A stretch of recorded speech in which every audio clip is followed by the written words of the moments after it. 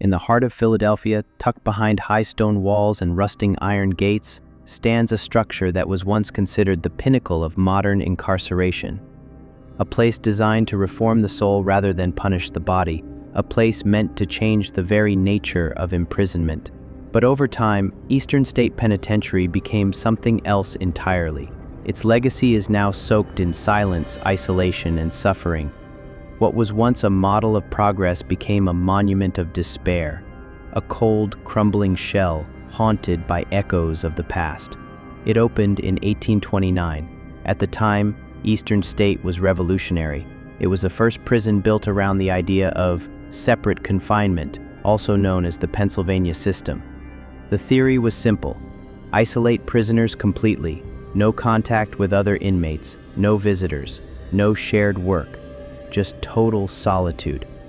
The belief was that in complete isolation, criminals would reflect on their crimes and truly repent. The name of the game wasn't punishment, it was penitence. Thus, the word penitentiary was born. But this idealistic vision quickly collided with reality.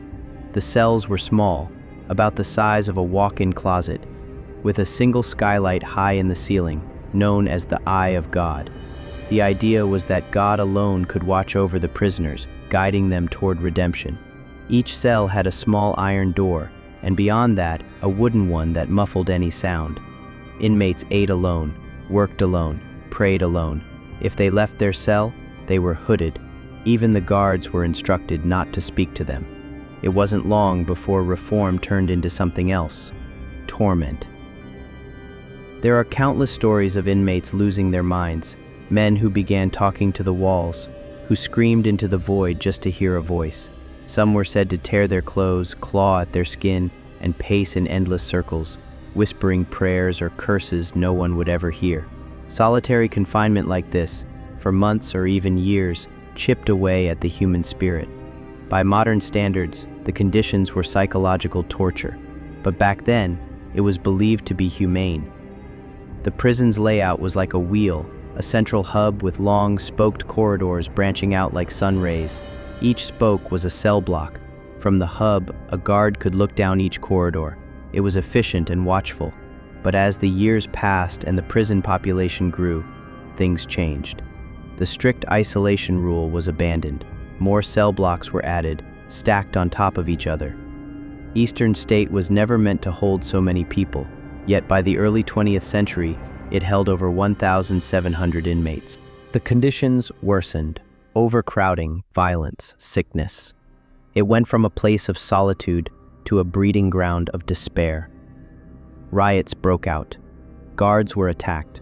Inmates took their own lives, and some claimed something else had settled in between the crumbling walls, something not of this world.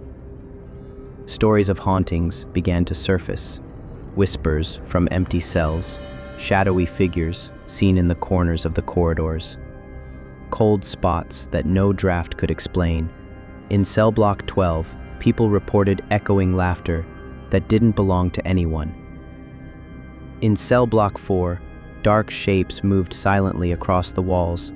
In the old infirmary, visitors felt sudden, sharp pains, like needles, despite being completely alone. One former guard recalled hearing footsteps behind him during nightly rounds. Every time he turned, no one was there. The sound would stop, then start again, closer. One night, he claimed, a voice whispered directly in his ear, "I'm still here." Even the famous gangster Al Capone, who served time here in 1929 for carrying a concealed weapon, reported being haunted. He had a private cell, furnished with rugs, a desk, even a radio. But none of that helped. According to legend, Capone would scream at night, begging an unseen visitor to leave him alone. He was said to be haunted by the ghost of James Clark, one of the victims of the infamous St. Valentine's Day massacre. Whether real or guilt-induced, Capone's torment added another eerie chapter to the prison story. One of the darkest stories comes from cell block 15, the punishment block. This was where the worst punishments were carried out. One method was known as the water bath. Inmates were dunked in freezing water, then hung on a wall in winter air until ice formed on their skin.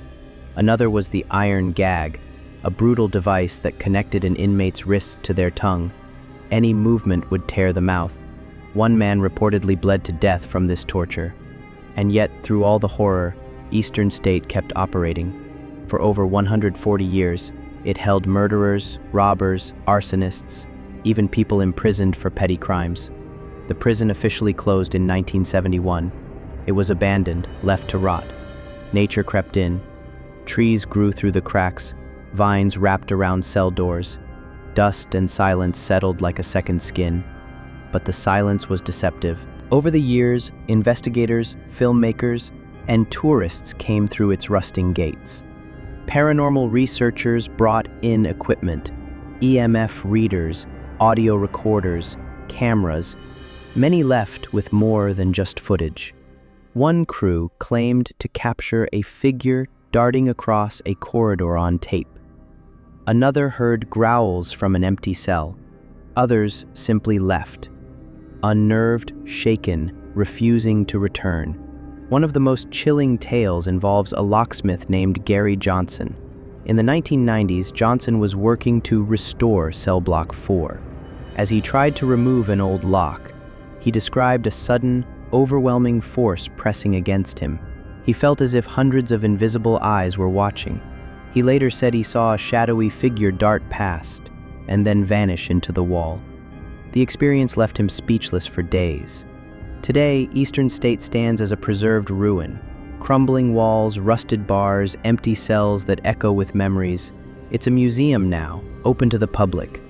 But the past is never far. Visitors report cold drafts on hot days, sudden nausea, a heavy, pressing silence that seems to whisper its own stories. Some say they feel watched. Others leave in tears without knowing why.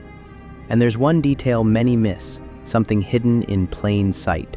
The eye of God, the skylights that once symbolized divine oversight, now they cast narrow beams through the dust, illuminating nothing but decay. Hope has faded, but the eyes remain.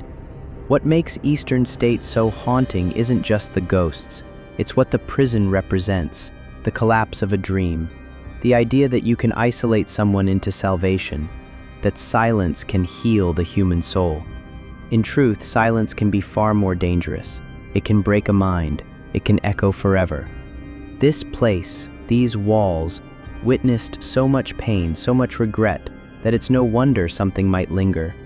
Whether you believe in ghosts or not, one thing is certain. Eastern State Penitentiary holds on to its history like no other. It was built to reform, but it became a monument to human suffering. Its ghosts, real or imagined, are not just spirits. They are the shadows of our own mistakes. The echoes are still there. You can hear them in the wind that whistles through the broken windows, in the creak of metal doors that no longer lock, in the silence that surrounds each cell like a shroud. Eastern State Penitentiary is a reminder of good intentions gone wrong, of a system that tried to save the soul but forgot the human, and of the dark price paid by those who lived, and sometimes died, within its stone walls. Some say when you walk its halls, you can feel the despair seep into your skin. You hear footsteps that aren't your own, whispers with no source. You feel eyes where no one stands. And if you stay too long, you may start to understand why.